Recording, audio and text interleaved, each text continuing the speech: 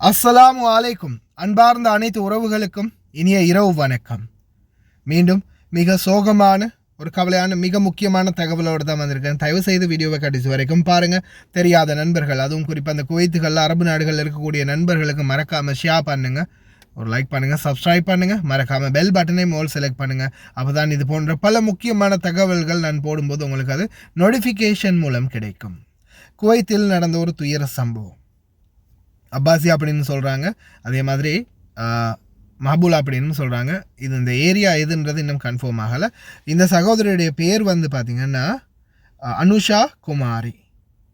இவங்க வாகன விபத்து, அதாவது வீதி கடக்கும்போது வாகனத்தில் விபத்துக்குள்ளாகி உயிரிழந்திருக்கிறாங்க.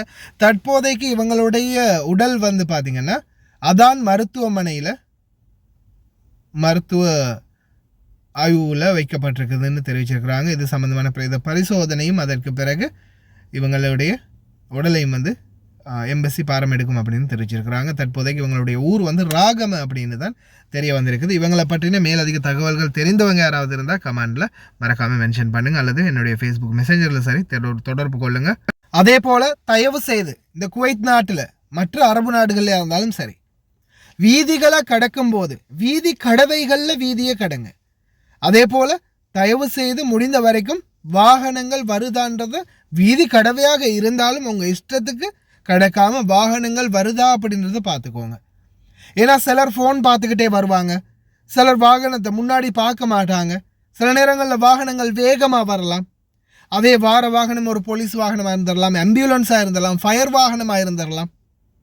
அதனால் தயவு செய்து வீதிகளை கடக்கும்போது ரொம்ப கவனமாக கடங்க. இன்னொரு முக்கியமான விடயத்தை இந்த இடத்துல சொல்லிக்கொள்கிறேன்.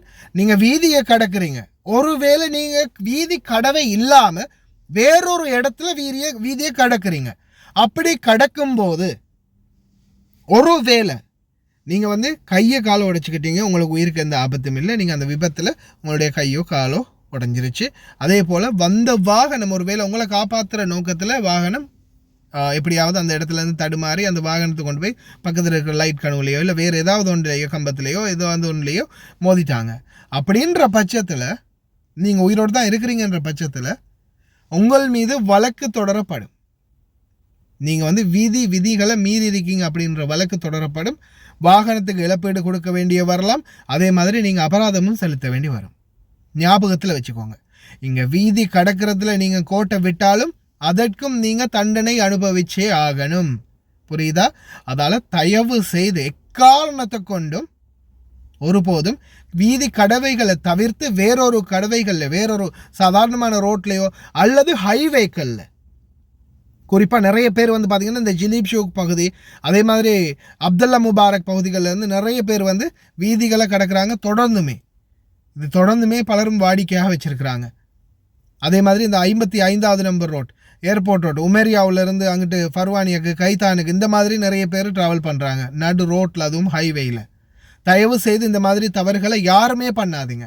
ஒன்று ஞாபகம் வச்சுக்கோங்க, உங்களுக்கு ஏதாவது ஒன்று ஆகினா உங்களுடைய குடும்பம் தான் நடுத்தருவில் அனாதையாக நிற்கும். அதே போல் ஒரு வேலை காயத்தோடு தப்பிட்டீங்கன்னா நிச்சயமாக நீங்கள் இந்த நாட்டு சட்டத்துக்கு உட்படுத்தப்படுவீங்க அப்படின்றதையும் தயவு செய்து மறந்துடாதீங்க. ரொம்ப கவனம்.